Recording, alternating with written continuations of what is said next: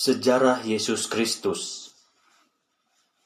Yesus Kristus, pendiri sekaligus tokoh sentral dalam agama Nasrani, lahir sekitar tahun 7 sebelum Masehi hingga 2 sebelum Masehi di Bethlehem, di provinsi Yudea, sekarang Yerusalem. Yesus adalah nama dalam bahasa Yunani, sedang nama aslinya dalam bahasa Ibrani adalah Yeshua. Adapun Isa adalah nama dalam bahasa Arab, sedangkan kata Kristus berasal dari bahasa Yunani, yang berarti Mesias dalam bahasa Ibrani dan Al-Masih dalam bahasa Aram. Menurut kitab Perjanjian Baru, Yesus lahir dari seorang perawan suci Maria dengan benih yang berasal dari Roh Kudus. Pada saat kelahiran Yesus, sebuah bintang terang muncul dari timur. Peristiwa kelahiran Yesus Kristus ini diperingati oleh umat Nasrani sedunia sebagai Hari Raya Natal. Pada usia 12 tahun, Yesus sudah menunjukkan bakat dan keluar biasaannya dengan berbincang mengenai berbagai masalah agama dengan para pemuka agama Yahudi waktu itu.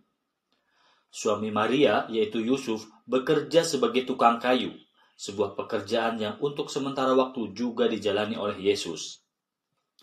Pada saat itu muncul seorang nabi yang bernama Yohanes Pembaptis atau Nabi Yahya alaihissalam yang berkhotbah di padang gurun Yudea. Yesus datang untuk dibaptis oleh Yohanes dan Yohanes memberikan kesaksiannya bahwa sesungguhnya Yesus adalah Mesias yang dijanjikan. Pada pagi buta di saat hari masih gelap, Yesus seringkali bangun dan pergi keluar ke tempat yang sunyi untuk berdoa di sana.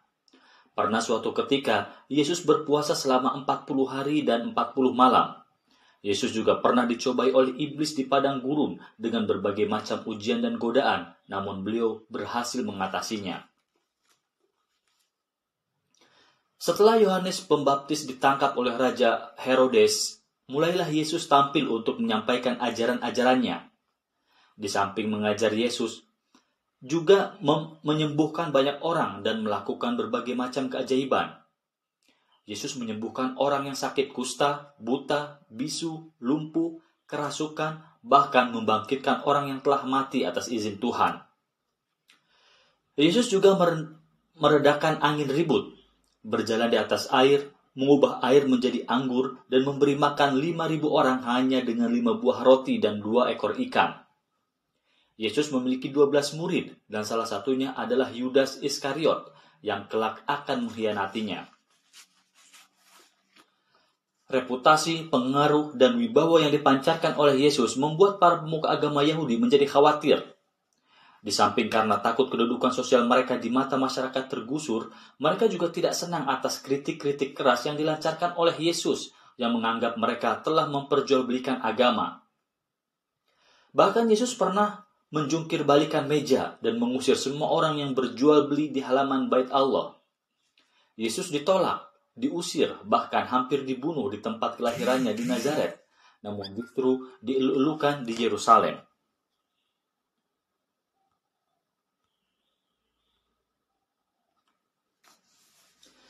Di istana imam besar Kayafas, para imam kepala dan tua-tua bangsa Yahudi berkumpul dan merencanakan tipu muslihat untuk menangkap dan membunuh Yesus. Mereka memberikan 30 keping emas, 30 keping uang perak kepada Yudas Iskariot, salah seorang murid Yesus yang berkhianat untuk mencari jalan buat menyerahkan Yesus. Yesus ditangkap di tanah Getsemani dan dibawa ke hadapan mahkamah agama dengan tuduhan telah menghujat Tuhan. Kemudian Yesus dibawa ke hadapan Pontius Pilatus, wali negeri itu, yang kemudian menolak untuk mengadilinya. Atas desakan orang banyak dan para pemimpin agama, akhirnya Yesus dijatuhi hukuman mati di atas kayu salib. Yesus disiksa oleh para prajurit Romawi untuk kemudian disalibkan di Golgota, yang berarti Bukit Tengkorak. Setelah wafat, Yesus dikubur di dalam sebuah bukit batu, dalam sebuah makam milik salah satu pengikutnya, yaitu Yusuf dari Arimatea. Saat kematian Yesus, semua murid Yesus ketakutan dan tercerai-berai. Setelah 3 hari 3 malam Yesus bangkit dari kematiannya, Yesus kemudian menemui dan meninggalkan beberapa pesan kepada murid-muridnya. Setelah itu, beliau terangkat ke surga. Pada saat itu, Yesus berusia sekitar 30 tahun. Sejarah Perang Salib. Sejarah Perang Salib. Salah satu peristiwa yang penting dan tidak bisa dilupakan dalam sejarah Kristen dan sejarah dunia adalah Perang Salib. Perang Salib adalah gerakan umat Kristen Eropa yang memerangi umat Muslim.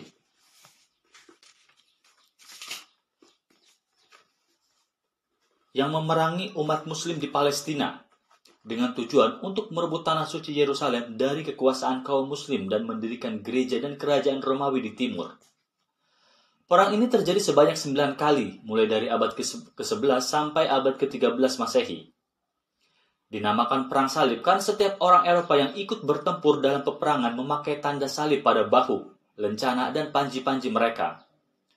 Pada abad 7, penaklukan yang dilakukan oleh bangsa Arab berhasil merebut Palestina dari kekuasaan Kekaisaran Romawi Timur atau Bizantium.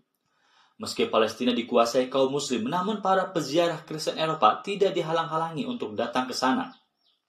Titik balik penting dalam sejarah terjadi ketika pada tahun 1009, Khalifah Bani Fatimiyah Al-Hakim bi Amrullah memerintahkan penghancuran terhadap gereja Makam Kudus, Church of the Holy Sepulchre, yang ada di Palestina.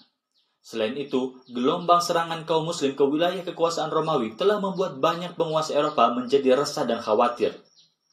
Terutama ketika pada tahun 1071, Kekaisaran Bizantium Romawi yang berjumlah 40.000 orang dikalahkan oleh pasukan Seljuk yang dipimpin oleh Sultan Al-Arsalan di pertempuran Manzikert yang hanya berkekuatan 15.000 prajurit. Sebagai akibatnya, Kaisar Alexius I memohon kepada Paus Urbanus II untuk menolong Kekaisaran Bizantium agar bisa menahan laju invasi tentara Muslim ke dalam wilayah kekaisarannya. Paus Urbanus II kemudian menyerukan kepada umat Kristen Eropa untuk mempertahankan Kekaisaran Bizantium dan juga merebut kembali Yerusalem.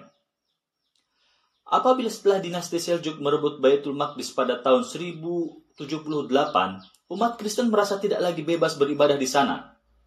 Perang Salib pertama didengungkan pada 27 November 1095 dengan propaganda keagamaan bahwa dengan merebut Yerusalem kembali, mereka akan dijamin masuk surga pada saat mereka meninggal dunia.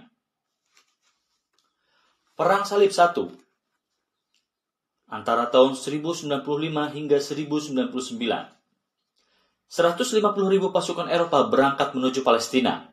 Mereka berhasil memenangkan pertempuran dan menduduki Baitul Maqdis pada tanggal 15 Juli 1099 Masehi, serta mendirikan kerajaan Yerusalem. Pembunuhan terhadap banyak penduduk sipil turut mewarnai perang ini. Perang Salib II antara tahun 1147 hingga 1149. Pada 24 Desember 1144, Country of Edessa jatuh ke tangan Turki dan Kurdi yang dipimpin oleh Imaduddin Zengi, penguasa Mosul dan Irak.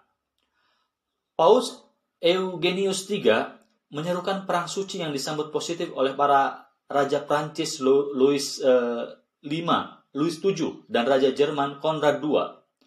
Keduanya memimpin pasukan salib untuk merebut wilayah Kristen di Syria. Akan tetapi, gerak maju mereka dihambat oleh Syekh Nuruddin Zengi, putra Imaduddin Zengi. Mereka kalah dan tidak berhasil memasuki Damaskus. Louis VII dan Konrad II melarikan diri pulang ke negerinya. Perang Salib III antara tahun 1187 hingga 1192.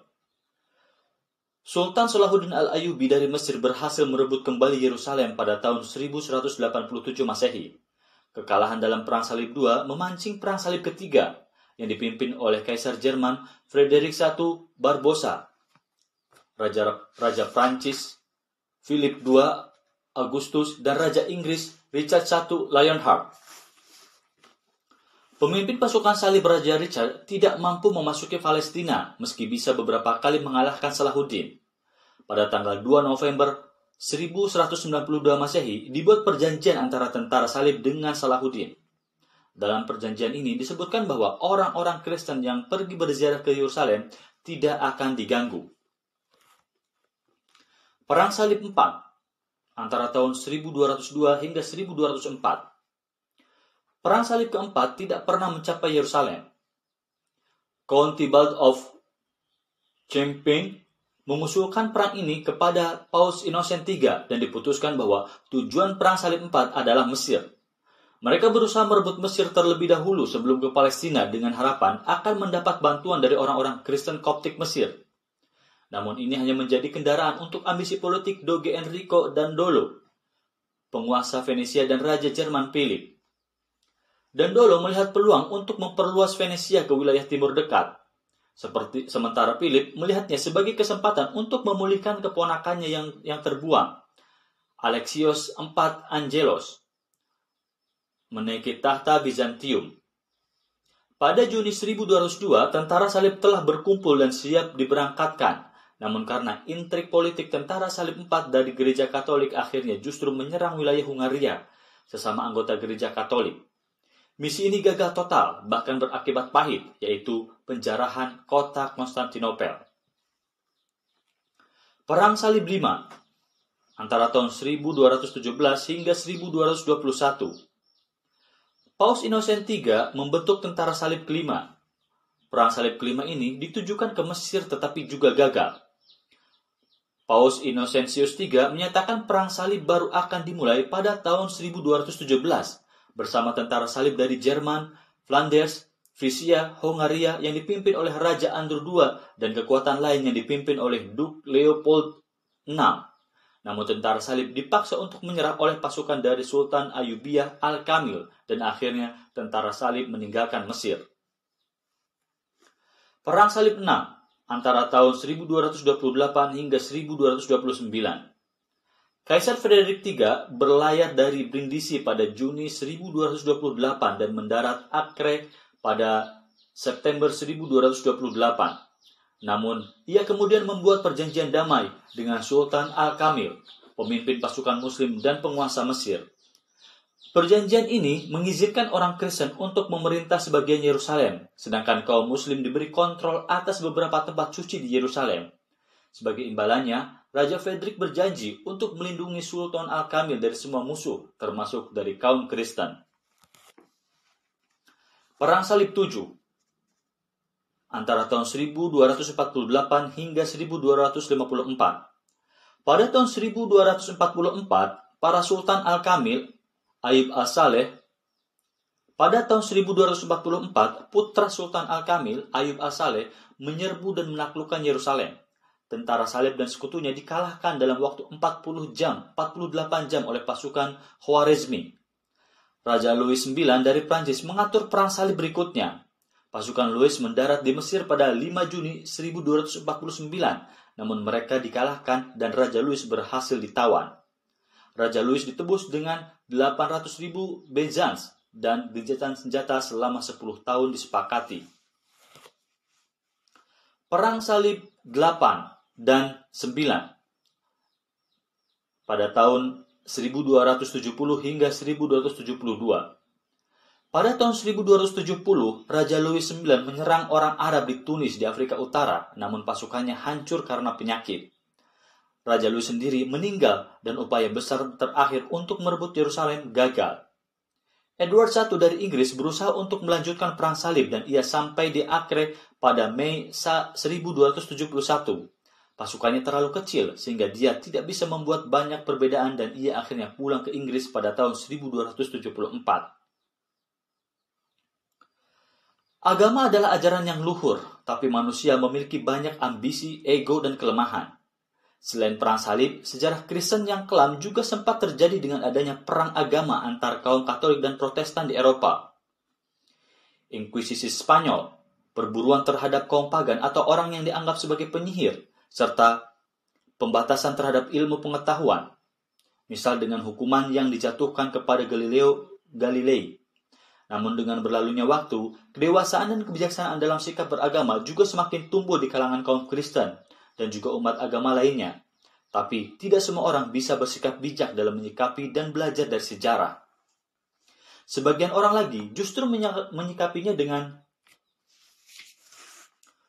dendam, sehingga berbagai pertikaian atas dasar ideologi agama dan kepentingan politik yang berdasarkan isu agama masih berlanjut hingga hari ini.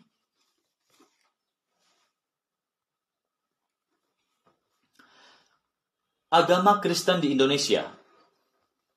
Di Indonesia, Kristen merupakan agama terbesar kedua setelah Islam dengan jumlah penganut sebanyak 23.436.386 orang atau 9,87% dari total populasi penduduk Indonesia.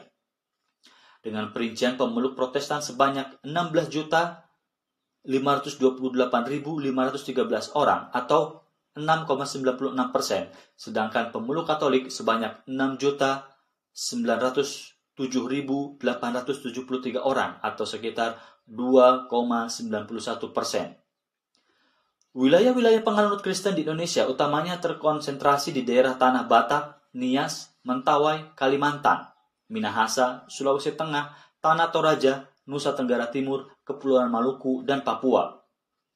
Agama Kristen Katolik pertama kali datang ke Indonesia pada abad ke-7 Masehi melalui gereja Assyria, bagian dari gereja Ortodoks Timur, di dua tempat yakni Pancur dan Barus di Sumatera pada tahun 645 sebelum Masehi. Sedangkan Katolik Roma pertama tiba pada tahun 1534 di Kepulauan Maluku melalui orang Portugis.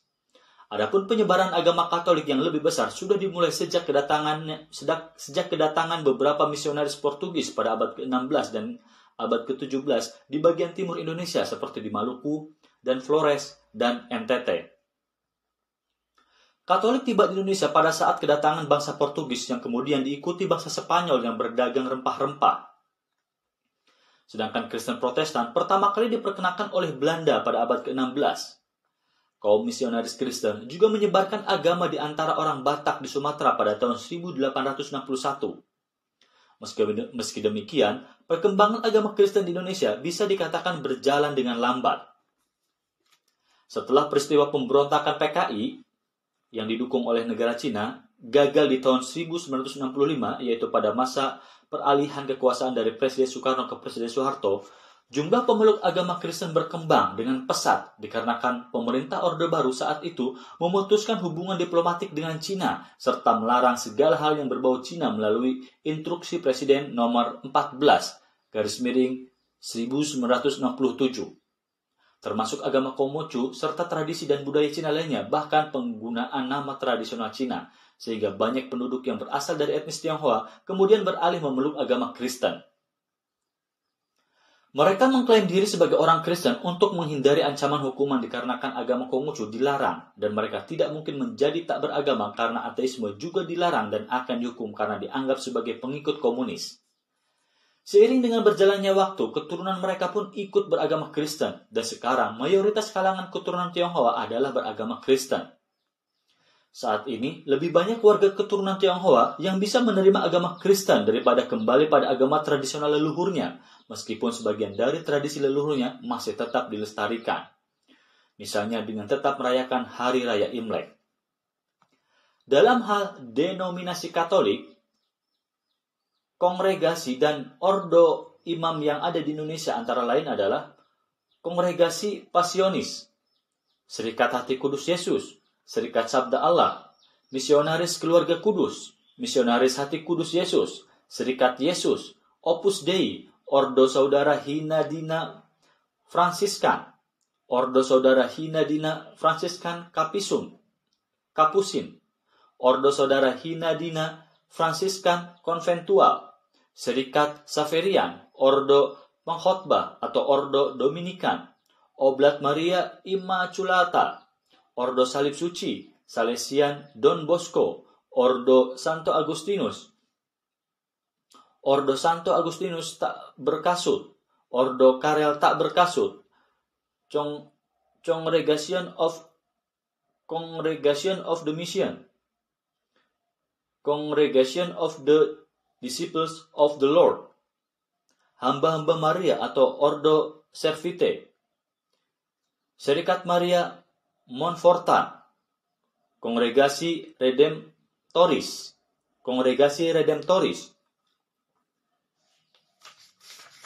Cistercian Trappist Rawasene, Serikat Hati Kudus, Ordo Kamelit, dan lain-lain.